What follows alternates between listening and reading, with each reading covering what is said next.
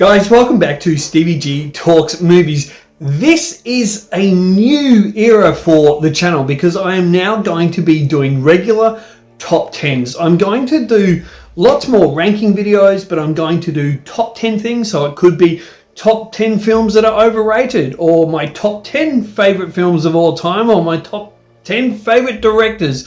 So I'm really excited about this. So guys, more than anything, make sure you smash that subscribe button, hit the bell notification so you get updates for these new videos that are coming out.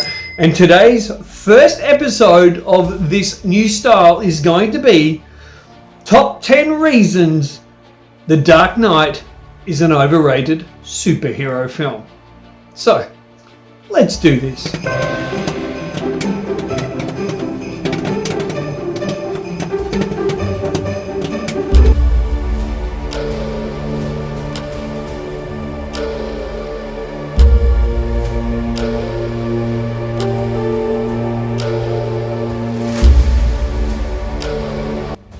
Well guys, it's time to get into our bat caves, suit up with a bat codpiece and sexy leather bat pants and loafers, and take a look at Christopher Nolan's The Dark Knight, which is undeniably a much loved film, and not just a superhero film, but a film period.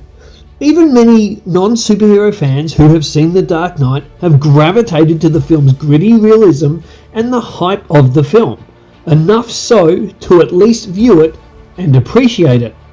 The film was an absolute juggernaut at the global box office, being the first Batman film to ever gross over $1 billion, not adjusted for inflation, making 101 billion bat bucks at the global box office. If we're being honest, and it's what I pride myself on here at Stevie G Talks Movies, no matter if I get death threats from the Christopher Nolan junkies or the Dark Knight cult, the film was super hyped due to the tragic passing of Heath Ledger, whose Joker, and we'll get to his portrayal a little bit later, catapulted the film into best ever status on the back of his performance, ingrained with the morbid curiosity of his sudden passing, and then came the posthumous Oscar for Best Supporting Actor. Look, there's no doubt, not only did Ledger's performance give The Dark Knight great grounding, a menacing character, but it also affected the big box office numbers, where audiences wanted to see Ledger's final fully complete performance on the big screen. Not to mention, and let's be honest here, the Joker is a far bigger selling point to cinematic audiences than Ra's al Ghul or the Scarecrow, which Batman Begins ventured into. Come on guys, had the Joker been in Batman Begins, do you really think the final box office tally would have sat at $375.55 million compared to The Dark Knight's $1 billion plus box office bonanza? So, before we kick off into this video, 10 reasons The Dark Knight is an overrated superhero film, let me outline a few quick points. 1. This video is subjective and I am super happy for anyone who loves the film. More power to you. I wish I loved it as much as some. Now I do like the film. I think it's a fantastic film and I think it's a really good film. But do I think it's a great superhero film? Well, the answer to that is obviously no. Point 2. I won't make empty statements here. There's nothing worse than a YouTube film critic who makes grandiose statements on a film you love and is too lazy to give contextual evidence, thoughts and reasoning. The ones that drives me nuts personally is when lazy film reviewers say half an hour could be cut out of this film, yet they fail to express or prove how. It's because it's easy to make a broad statement without having to deal with the consequences of screenplay, story, structure, and the realities of cutting the rundown time. Keep in mind, most YouTube film reviewers have no filmmaking experience whatsoever, be it writing a screenplay or producing and directing a film. I've written multiple feature film screenplays, many short films, and directed many short films, and currently working on my debut feature film, Rainhammers. Coincidentally, a vigilante superhero film. I also fully understand upon hopeful release one day, my work will be open for subjective criticism too, and I will welcome it. And to be honest, that very thought drives me as I work on the screenplay and planning my film. To make sure every scene is tight and that the 3-part structure works and the audiences will walk out of the cinema feeling they have not only got their money's worth, but a new voice in cinema has arrived. And yes, at this stage, it will be an independent film, or in any way where I keep full creativity and full responsibility is on my shoulders with no excuses. 3. I want to say I fully respect Christopher Nolan as a very hard-working filmmaker and as an inspiration for a fellow filmmaker who is self-taught and who never went to film school. That's super impressive, no matter how much you cut it. But sadly, in full disclosure, though I am a fan as a person, I am just not a fan of his films. And maybe that's another video for another time. But right now, let's start with the reason The Dark Knight is an overrated superhero film and culminate in the number 1 being the biggest reason why. Let's get our back capes on and do this. And here we go. Number 10, it lacks a human core. It's undeniable that The Dark Knight is well made, but to me, the film lacks the human core Batman Begins and even The Dark Knight Rises had. It's a cold film that does little to nothing to bring out any true emotional engagement from me. The central relationships simply do not click for me. Bale, Eckhart, Gyllenhaal all lack a certain chemistry. When we look at the chemistry of Bale and Oldman as Chief Commissioner Gordon in Batman Begins, it's clear it works so well. But going from Bale and Katie Holmes in Batman Begins to Maggie Gyllenhaal, it's clear it's not the same.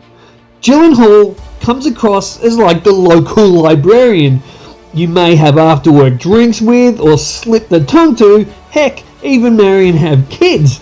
But she's not exactly the sexy pheromone bomb-dropping minx Katie Holmes was. So I find Bruce Wayne lusting after her as non-believable. Come on, did you see those babes he splashed around with in the waterfall in his restaurant? Then there's Eckhart and Harvey Dent. I just don't get gobbled up in any true bromance here. What saves the film once again is Bale's undeniable connection with Ledger's Joker. But how often are they on screen together? Well, not a lot. Michael Caine, as usual, rescues the film when it comes to warmth and charm. Number 9, Lovesick Batman. I want my Batman to be a badass and my Bruce Wayne to be a man's man, not a petulant pussy with a heart-on for the love interest who has decided she wants more in another man.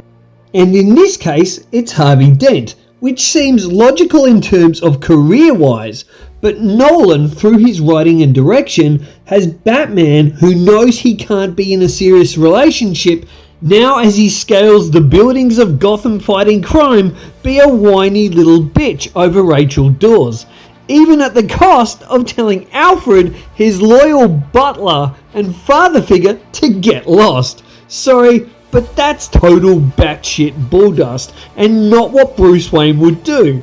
Telling Alfred to shove off is like Batman throwing his bat suit away. He's not Batman without Alfred, and he's especially not doing this over Rachel Dawes, who is all love-stoned over Harvey anyway. Nolan just can't keep the unrealistic melodrama out of his screenplays. Number 8, too realistic. Overall, the film is just too realistic for a superhero film, especially when we see China looking exactly like China, where there's no attempt to create a superhero gothic kind of world, which was clearly evident just a film earlier in Batman Begins.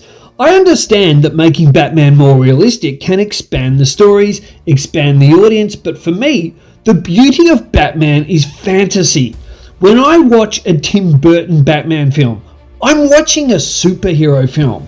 I am transported into this comic book fantasy world, which isn't accessible in day-to-day life. And that, for me, is where the magic lies, in sitting in my cinema seat for 2 hours watching a fantasy film.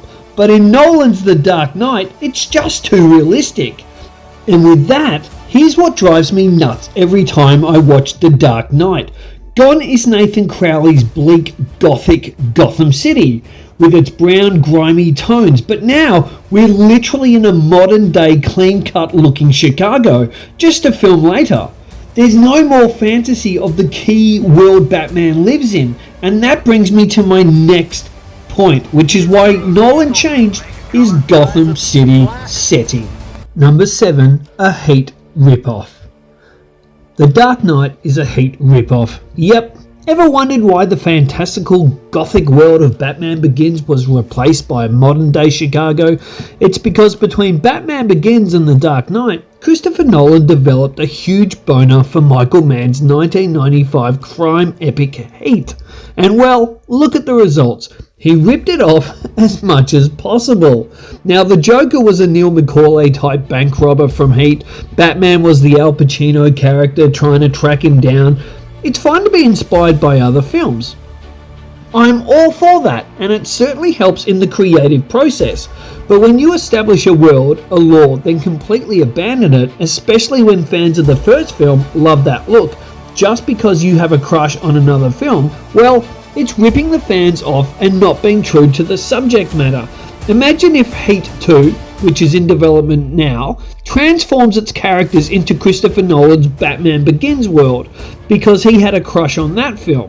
It just wouldn't work, and for me personally, and I know many others have said this, changing the entire look of Gotham from one film to the other was jarring and very off-putting, and just not Batman. Therefore, The Dark Knight does not feel like a comic book film that never changes, no matter how many times I view it. Just a reminder, guys, if you're loving this channel and these videos, make sure to smash that subscribe button and tap the notification bell. And in the comment section below, let me know what are your top 10 reasons that The Dark Knight is overrated, or why The Dark Knight is underrated. Number 6, Harvey Dent doesn't work. Okay, fine. You either die a hero, or you live long enough to see yourself become the villain. Not only did I never buy Harvey Dent's Two-Face makeup transformation, but his character transformation just never felt believable to me at all. So this is a man who gets elected and is loved by the city due to his credibility, smarts, and hatred of criminality and love of all things just, but just because his crush Rachel Dawes gets killed, he suddenly turns into a suicidal maniac, flipping coins even to decide the fate of innocent children, tied to a post with Harvey holding a gun to their heads. Again, this is Christopher Nolan allowing weak writing to bring about a plot point he wants his film to get to. And don't tell me the chemicals that burn his face have now fried his brain into the loony bin, because I'm not buying it at all. The psychotic transformation was not earned, not one bit. It felt rushed and flawed. If this stands out to me on every viewing, then there has to be something in it, right? The relationship between Harvey Dent, Jim Gordon and Batman is central to the film's plot, and The Dark Knight's ending explains that Dent was the best of them all. The film even tells us that Dent's heroism is why the Joker chose to target him specifically, making him, by the film's own admission, the Dark Knight's purest hero. In doing so, the film fails to properly explore Dent's duality. It is all too briefly touched on, but there's little build-up that smooths Dent's transition from trusted public servant to his murdering 5 people as Two-Face. Dent's virtuous beginnings don't realistically foreshadow the emergence of his darker half, and I have a big issue with that. And that's a major way that The Dark Knight fails the character, and once again fails to be the greatest superhero film. Number 5, not enough action. Now there's a Batman. Oh, you want to play? Come on. One of my huge issues with The Dark Knight, and it's not the only Batman film guilty of this, here's looking at you, The Dark Knight Rises and The Batman, but the film lacks enough action for its bloated runtime. Yes, the Batmobile versus the Joker roadway action scene is exciting and for the most part pretty well choreographed and put together. At least here, Nolan allows us to see more of the action minus the mind-numbing foolish close-ups of the first film. But some of his shot composition and editing is off here too. But the key issue, apart from this scene which ends in a magnificent truck flipping over, which to their credit was marvellously done for real, there's not much else. Yes, we get the opening fake Batman scene with the imposters, and then we see the real Batman arrive and kick ass, and we get the Hong Kong scene which isn't overly exciting. We don't get much else in the way of pure action. These moments break up melodrama scene after melodrama, only saved by Ledger's perplexing performance. Then it's all capped off by a way too long preachy end scene about being virtuous, which brings me to my next point. Number 4, the film is preachy. I'm sorry for everything. If ever you want to stop momentum towards the end of your action film, insert a typical Christopher Nolan scene that will lecture you on virtuosity, in which we get a boat of criminals and a boat of everyday folk have to decide whether or not to be good or bad. I wanted to see Batman take down the Joker, minus the lecturing and minus the weird, blind bat-like vision way Nolan ended the film. The entire runtime of the film we get lectured by Bruce that Alfred did him bad, that Bruce is bad for using George Bush-like spying techniques on the public. This is wrong. Harvey lecturing us on the rights and wrongs of Gotham, then the ultimate lecture on being human when deciding not to blow up a boat with opposing figures, in this case mostly criminals. This somewhat felt like a completely separate film to me, and a subplot the film could have done without, especially the obnoxious moralizing. Number 3, making Batman the sacrificial bad guy. Making Batman the sacrificial bad guy, which was completely unbelievable in light of what Two-Face had done, especially from a Bruce Wayne who lectured Alfred on being honest, just didn't work. So Bruce gets upset with Alfred for holding the truth from him. But Bruce, aka Batman, lies to Gotham about who the real criminal was. This was not who Batman is. Was nonsensical, derivative, and again weak writing. It also shockingly handicapped the third film into a corner where we get a shitty old Bruce Wayne still injured and Batman wanted for crimes against humanity that he didn't commit, which really hurt The Dark Knight Rises. Nolan's lack of plot subtlety and clever ways of integrating stories is a real concern here, which takes place in many of his other films. Again, here's looking at you, The Dark Knight Rises. Now I know some people will say, well, Batman was being sacrificial to help Gotham have hope in Harvey because Harvey had put criminals away, but that is not who Batman is. That's supposedly being a hero and a sacrificial lamb based completely on a lie. And that is ultimately not what Batman should do. Number 2, no Batcave. Yep, I said it folks, like the big Batcave loving kid I am, and for a man who wants to do the insane one day and create his very own personal Batcave complete with fully working Batmobile, oh come on, who hasn't dreamed of doing that? To me, it's just not a Batman superhero film without the Batcave. He is in a vehicle. Make it color. It's a black tank. So Nolan, the suit-wearing yuppie, destroys Wayne Manor and the Batcave in the first film, then in order to shove his heat wannabe Batman-style film down our throats more, he removed the Batcave from the film, and now Bruce saunters around his Wayne Manor building and makeshift accommodation while Wayne Manor is being rebuilt, and we're led to believe through one line of lazy dialogue at the end of Batman Begins that they plan to renovate the underground section of Wayne Manor, aka a new Batcave. Oh really? So let's see the plans old Brucey is sending into the council's planning permits, or is he now a brilliant structural engineer and going to build it all himself without drawing any attention to it? Oh please. Without the Batcave, it just doesn't feel like a Batman film. Imagine the film without a Batmobile or a James Bond film minus gadgets and shaggable women. It just wouldn't work. And again, it's an example of Nolan trying to make this film like Heat. And it just pisses me off when core things in such an iconic franchise are thrown away. Number 1, Heath Ledger ripped off Tom Waits to play the Joker. Welcome the curious and the very talented Tom Waits here. Oh, let me get comfortable here. Okay. I got here last night. I was on the plane from Paris for about 22 hours. What happened? Your balls drop off? You stole! Let's see that in an instant replay.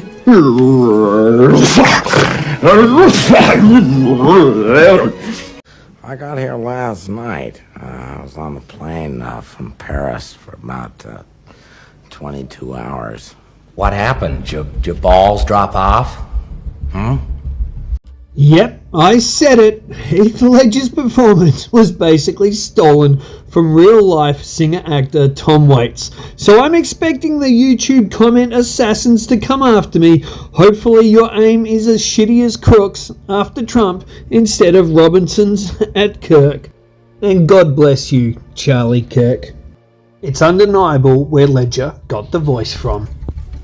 Alright, so listen, why don't you give me a call when you want to start taking things a little more seriously. Here's my card.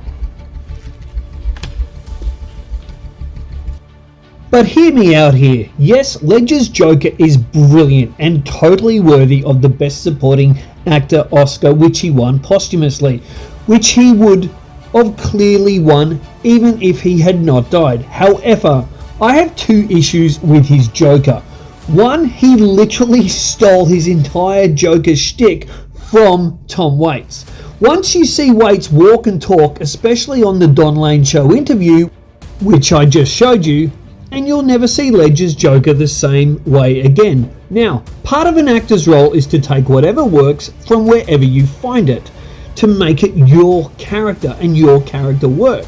So I'm not begrudging Ledger of that. But the fact is, he pinched the voice and the mannerisms, and once I saw Waits, I could never see Ledger's Joker again, not in the same way. Supposedly as this wholly original character, which sorry, but it just wasn't. And that's the truth. And knowing that, it kind of just brings the Dark Knight down a little bit once again. So guys, that was my look at top 10 reasons The Dark Knight is an overrated superhero film. I hope you enjoyed it, but once again, let me know your thoughts in the comments below. Was I a bit harsh? Did I miss something? And what would you like to add? And join me next week, as I've got top 10 reasons Skyfall is overrated. Until next time, look deeper into film.